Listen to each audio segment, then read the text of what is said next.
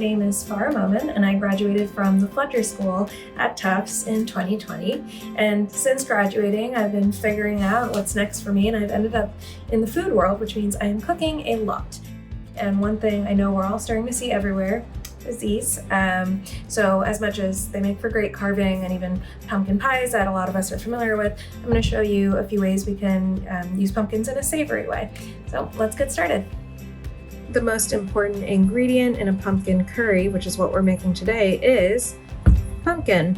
So this is a sugar pumpkin, and if you can't find one of these, you can also use butternut squash, acorn squash, any sort of edible gourd will work.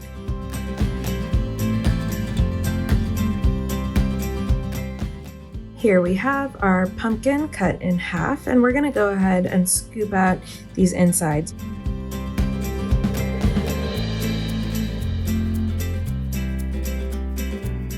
And then we're going to drizzle them in some oil. You can use an olive oil or pretty much anything you have on hand. Some salt. Some freshly ground black pepper. After these pumpkin quarters got about an hour in the oven, we just want to make sure it's done. If we can pierce it with a fork and take it out, we are good to go. After you've prepped your onions and garlic, you can go ahead and prep your spices. So I'm using some cinnamon, bay leaf, red chili powder, coriander, turmeric, clove, and this is called Bajforan. It's a Bengali 5-spice, and it has some fennel in it, some mustard seeds, cumin seeds.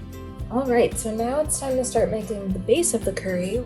I like to plop in onion, cinnamon, bay leaf, and I decided to throw a chili in here today. I like to give this a nice light fry, some olive or vegetable oil until lightly golden brown, and then I'll add the spices.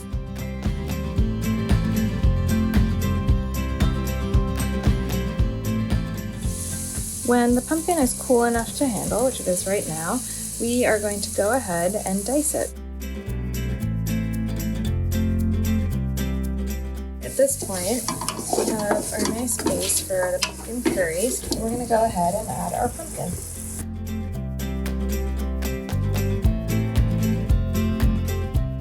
At this stage, I'm going to add a little bit of tamarind. So a little bit goes a long way.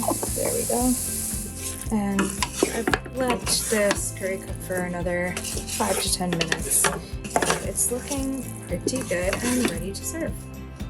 All right, so we finished up our pumpkin curry here. I served it over some fresh basmati rice, cut that with some cardamom and clove for a little kick, and then I always serve my curries with some lime. I'm gonna squeeze that over the top, and then enjoy.